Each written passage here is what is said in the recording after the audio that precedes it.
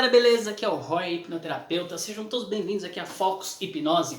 Esse primeiro vídeo é o episódio de uma minissérie que é como eu explico hipnose para os meus clientes, tá? Então eu vou fazer alguns vídeos aqui, não sei quantos vão dar, esse é o primeiro dessa série. E aqui a gente vai falar um pouco sobre os mitos e os medos que as pessoas têm sobre hipnose.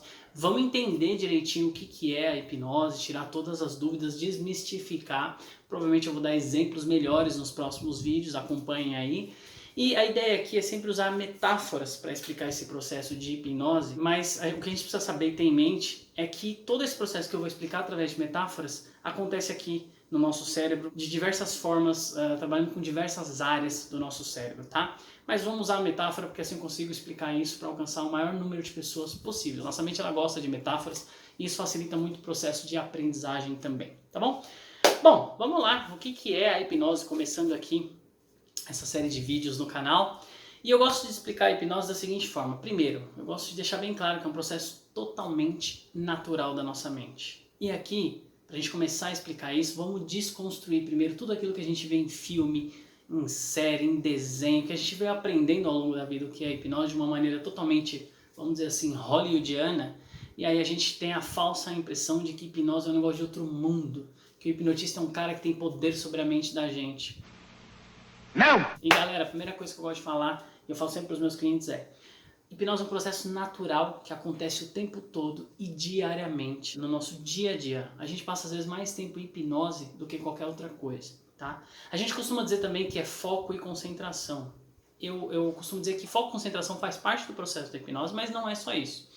Quando a gente fala de hipnose com o hipnotista, a gente também fala de comunicação, interatividade, tá? Mas vamos lá, vamos pensar aqui primeiro no processo do nosso dia a dia. Então, a hipnose é foco, concentração, processo natural que acontece no dia a dia. Quando a gente está lendo um livro, estamos focados, concentrados, imaginando aquelas histórias do livro, ali já é hipnose. Quando a gente está assistindo um filme, a gente sabe que o filme, entre aspas, é uma mentira, né? Nada do que acontece ali no filme, quando o ator morre ali no filme, a personagem dele morre no filme, o ator não morreu de verdade. Mas naquele momento que a gente está assistindo o filme, nós estamos vivenciando aquelas emoções, aquela experiência como se fosse algo real, tá?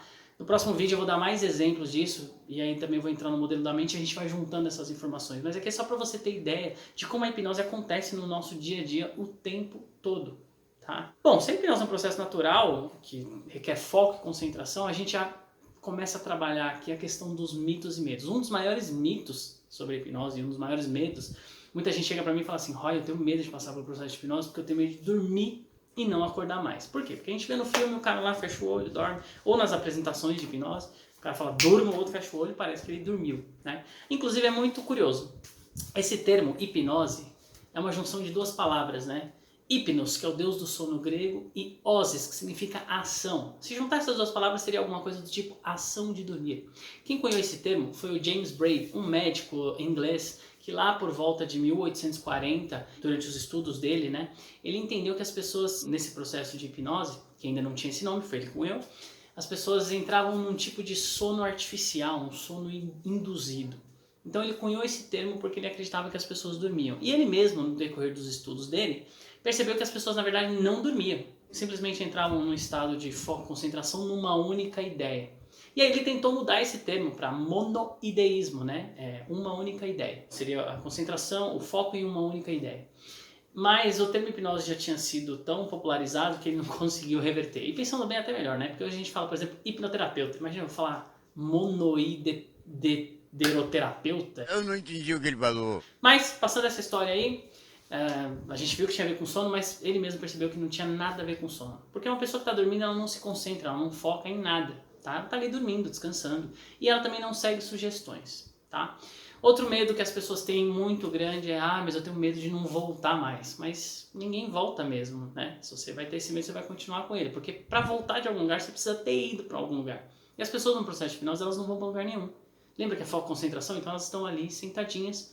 A gente usa o estado de relaxamento profundo para auxiliar essas pessoas a entrar, a melhorar o foco e a concentração delas nessa única ideia, que é a sugestão do hipnotista. Então ninguém vai para lugar nenhum. Aí tem gente que fala assim: mas eu tenho medo de fazer coisa que eu não quero. Você é a única pessoa capaz de controlar a sua mente. O hipnotista não tem controle sobre a sua mente. Por isso que ele te dá sugestões. É como você dirigir um carro usando GPS. Quem está no controle do carro é sempre você.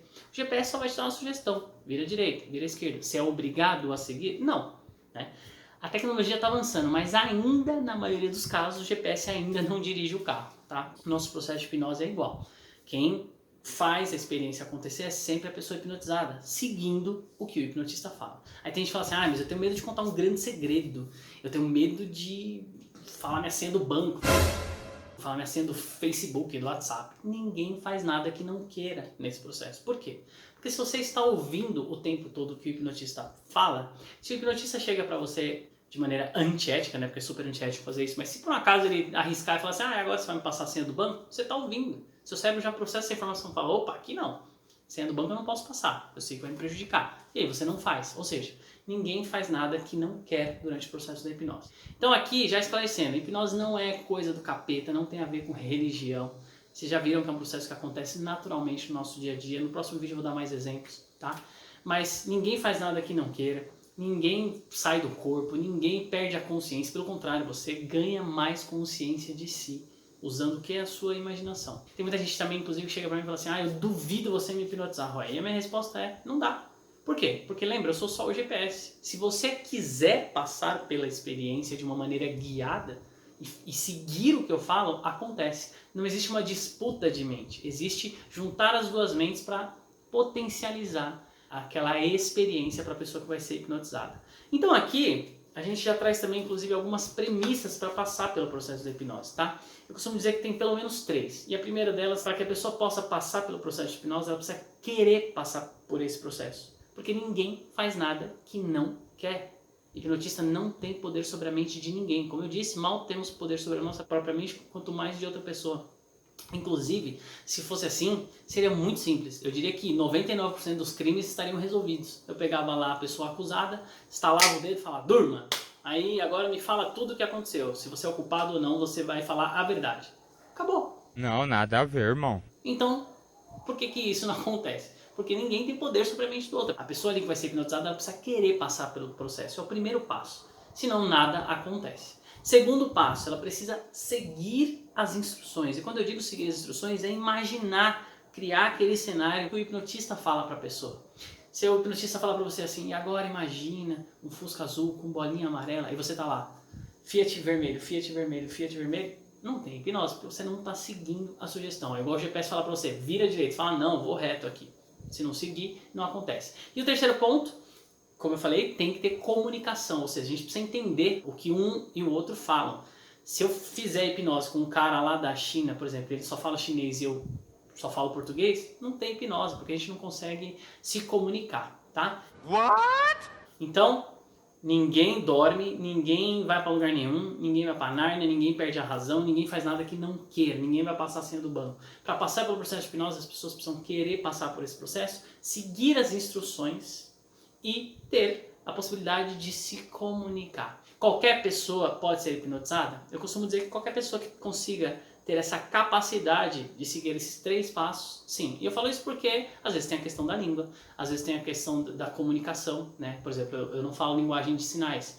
Se eu tiver que fazer hipnose com uma pessoa surdo-muda, eu não vou conseguir me comunicar com essa pessoa, então provavelmente eu não vou conseguir fazer hipnose com ela. Mas uma pessoa que saiba a linguagem dos sinais consegue falar com essa pessoa, tá? Às vezes tem determinadas disfunções do cérebro que faz com que a pessoa não consiga interagir com outras pessoas. Dificilmente essa pessoa vai ser hipnotizada, tá? Mas no dia a dia a hipnose acontece também de forma natural, como eu falei, aquela pessoa que esquece o óculos no rosto, tá ali o tempo todo e ela, meu Deus, o que acontece? Por que eu não tô achando meu óculos? Cadê meu óculos? Tá lá.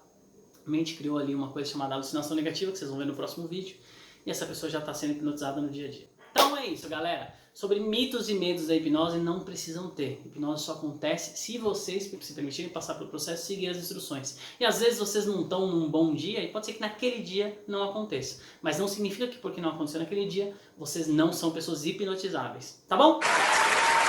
É isso, se vocês tiverem dúvidas, deixem aí nos comentários. Se gostaram desse vídeo, dá um like aí, compartilha com a galera e aguardem o próximo vídeo que eu vou dar mais exemplos de hipnose e a gente vai entrar ainda mais nesse assunto, tá bom? Um abraço, tchau!